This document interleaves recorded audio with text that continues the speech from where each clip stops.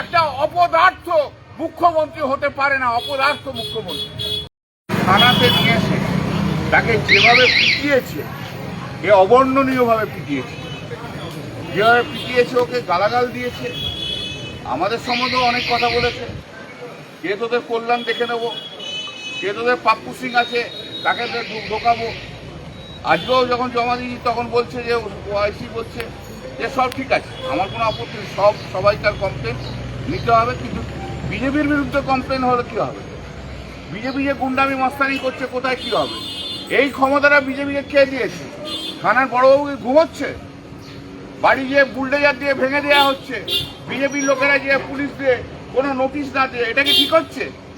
পুলিশি রাজ চলছে পশ্চিমবাংলায়, একদম অটোক্রেসি চলছে, পুলিশি রাজ চলছে।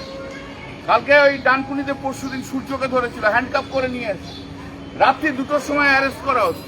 গোলারা পুলিশি রাজ চলছে আর বিজেপির গুন্ডাগার্দি চলছে। বিজেপির গুন্ডাগার্দি, পুলিশের ক্ষমতা নিয়ে পুলিশে এইসব করা হচ্ছে। শুভেন্দু অধিকারী মুখ্যমন্ত্রী বলে দিয়েছে সব জায়গায় তৃণমূলের ছেলেদেরকে তুলতে হবে।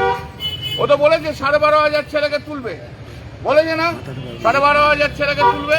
এগুলো তার নিদর্শন হচ্ছে 12,500 ছেলে। আর আমিও শুভেন্দু অধিকারীকে বলে দিচ্ছি, মুখ্যমন্ত্রীকে, আপনি যদি 12,500 ছেলে তোলেন, আমি এবং আমার সহকর্মীরা 12,500 ছেলের পাশে সঙ্গে থাকবো।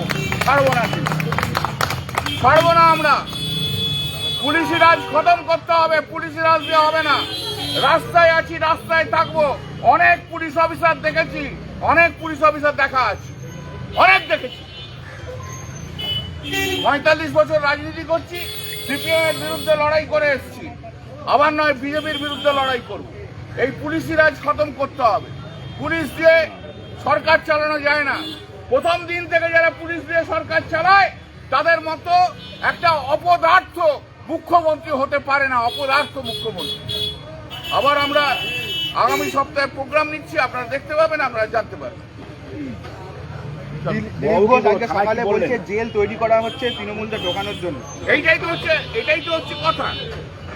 হচ্ছে কথা। কতটা অটোক্রেসি হলে, কতটা ক্ষমতাবান হলে সমস্ত কথা বলে। অশিক্ষিত লোকেরা মন্ত্রী হয়ে গেছে, তাদের কি করা যাবে? অশিক্ষিত লোকেরা যদি মন্ত্রী হয়ে যায়, যারা আইন জানে না, যারা সংবিধান জানে না, তারা যদি মন্ত্রী হয়, তাদের যা হবার তাই হচ্ছে পশ্চিমবাংলায়।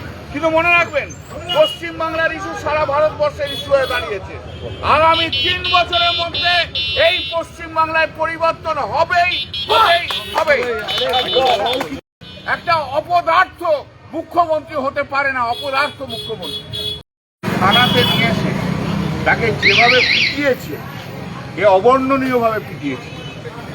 যেভাবে পিটিয়েছে, ওকে গালাগাল দিয়েছে, আমাদের সম্বন্ধেও অনেক কথা বলেছে। কে তোদের কল্যাণ দেখে নেবো, কে তোদের পাপ্পু সিং আছে তাকে ঢোকাবো। আজকেও যখন জমা দিয়েছি তখন বলছে যে ওআইসি বলছে যে সব ঠিক আছে, আমার কোনো আপত্তি নেই, সবাইকার কমপ্লেন নিতে হবে, কিন্তু বিজেপির বিরুদ্ধে কমপ্লেন হলে কী হবে? বিজেপি যে গুন্ডামি মাস্তানি করছে, কোথায় কী হবে? এই ক্ষমতাটা বিজেপিকে খেয়ে দিয়েছে। থানার বড়বাবুকে ঘুমোচ্ছে, বাড়ি গিয়ে বুলডোজার দিয়ে ভেঙে দেওয়া হচ্ছে, বিজেপির লোকেরা যে পুলিশ দিয়ে কোনো নোটিশ না দিয়ে, এটাকে ঠিক হচ্ছে? পুলিশি রাজ চলছে পশ্চিমবাংলায়, একদম অটোক্রেসি চলছে, পুলিশি রাজ চলছে। কালকে ওই ডানকুনিতে পরশুদিন সূর্যকে ধরেছিল, হ্যান্ডকাপ করে নিয়ে এসে রাত্রি 2টোর সময় অ্যারেস্ট করা হচ্ছে। গোলারা পুলিশি রাজ চলছে আর বিজেপির গুন্ডাগার্দি চলছে। বিজেপির গুন্ডাগার্দি, পুলিশের ক্ষমতা নিয়ে পুলিশে এইসব করা হচ্ছে। শুভেন্দু অধিকারী মুখ্যমন্ত্রী বলে দিয়েছে সব জায়গায় তৃণমূলের ছেলেদেরকে তুলতে হবে।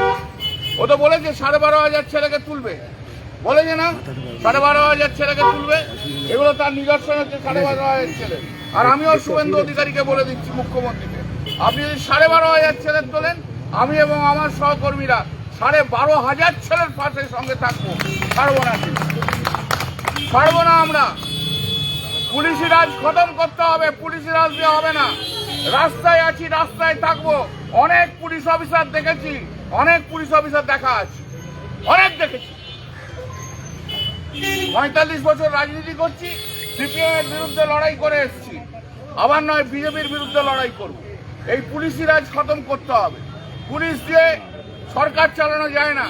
প্রথম দিন থেকে যারা পুলিশ দিয়ে সরকার চালায়, তাদের মতো একটা অপদার্থ মুখ্যমন্ত্রী হতে পারে না, অপদার্থ মুখ্যমন্ত্রী। আবার আমরা আগামী সপ্তাহে প্রোগ্রাম নিচ্ছি, আপনারা দেখতে পাবেন, আপনারা জানতে পারবেন। দিলীপ ঘোষ আজকে সকালে বলছে জেল তৈরি করা হচ্ছে তৃণমূলদের ঢোকানোর জন্য। এটাই তো হচ্ছে কথা। কতটা অটোক্রেসি হলে, কতটা ক্ষমতাবান হলে সমস্ত কথা বলে।